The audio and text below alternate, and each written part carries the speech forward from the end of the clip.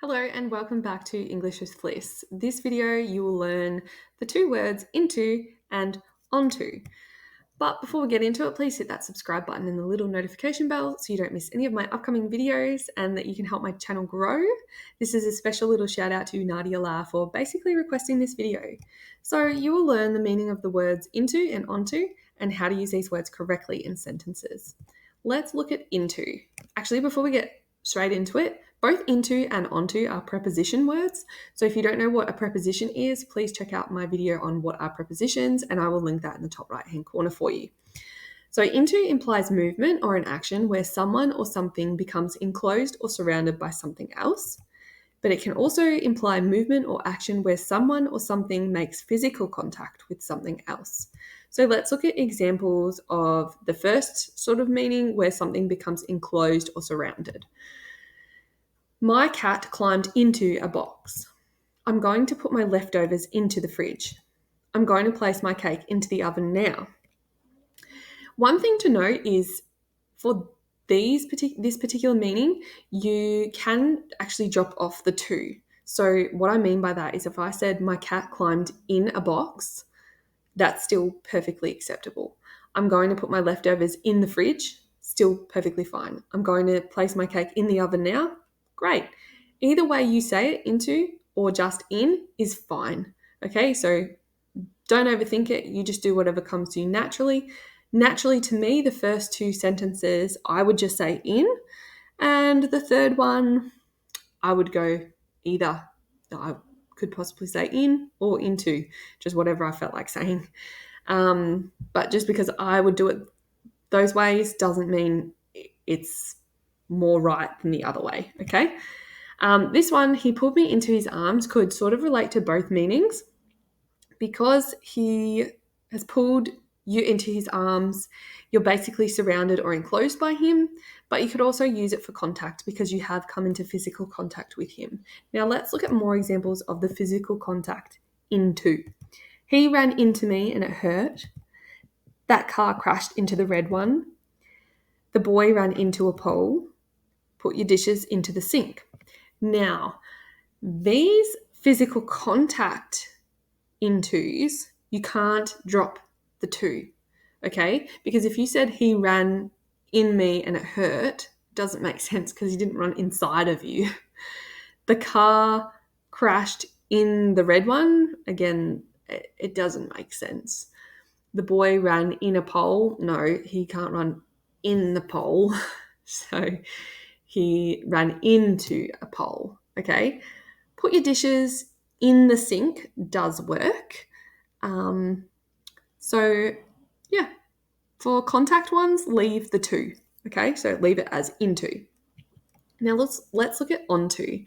Onto usually implies movement or placement on top of something, but I thought it was important to include the informal meaning, which is when someone is suspicious of you or has discovered something about you. I thought that was really important to include because we commonly use that in everyday language. So, yeah, you kind of need to know it. On to examples. I jumped onto the table. Tom Cruise jumped onto Oprah's couch in 2005. She placed the cup gently onto the coaster. Now, similar to into, for the surrounding meaning one, you can actually drop off the to for all of these sentences and it will still make sense. I jumped on the table. Tom Cruise jumped on Oprah's couch. She placed the cup gently on the coaster. For me, personally, I would just say on. I wouldn't say onto for any of those really. Maybe the first one, I jumped on the table onto the table if I only just like did one jump on it. But like I said, either way is right. It's just whatever comes, I guess, more naturally to you. Onto is fine. On is fine as well. Neither is better. Okay? Now, I've included the informal meaning here. I'm onto you. Just maybe an example of this would be like, I said it to, I don't know, my mum, and because I thought my mum was planning me a birthday party, I'd be like, I'm on to you, mum, because I'm suspicious of her activity. I think something suspect is happening. So I'm on to her. Now, I'd like you to test yourself. So read these sentences, write them down, and fill in the gaps as to whether or not it should be into or onto. So I'll ask you to pause the video now, write that down, and press play when you're ready to find out the answers. So hopefully you've paused the video and you're ready for the answers now. Let's check them out. The jockey jumped onto his horse. We went into that shop the other day. The players ran out onto the oval. Can we get everyone onto the bus? So there are your answers. How did you go? Now test yourself on this one. Pause the video, write it down, fill in the gaps, and when you're ready, press play and we'll give you the answers. All right, so I'm assuming you have paused the video, written down your responses, and you're ready for the answers. Here we go. Put those files into this folder. It needs to go into the cupboard. Something fell onto the floor. Onto the roof. I don't know where floor came from. They fell into the hole. She walked into the room. So, in summary, into implies movement or an action where someone or something becomes enclosed or surrounded by something else, but also movement or action where someone or something makes physical contact with something else. And onto usually implies the movement or placement on top of something, or the informal meaning is when someone is suspicious of you or has discovered something about you.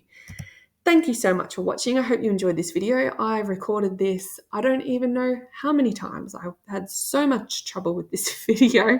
In the voiceover, I had fully recorded it and then I downloaded it and there was no voice. I was so annoyed. But anyway, if you like this video, please hit the thumbs up button. Leave a comment down below of what you thought or how many responses you got right or wrong. Well, let's focus on the positive. How many did you get right? And share this video to someone who you think might benefit from it. And don't forget to subscribe. Thank you. See you next time.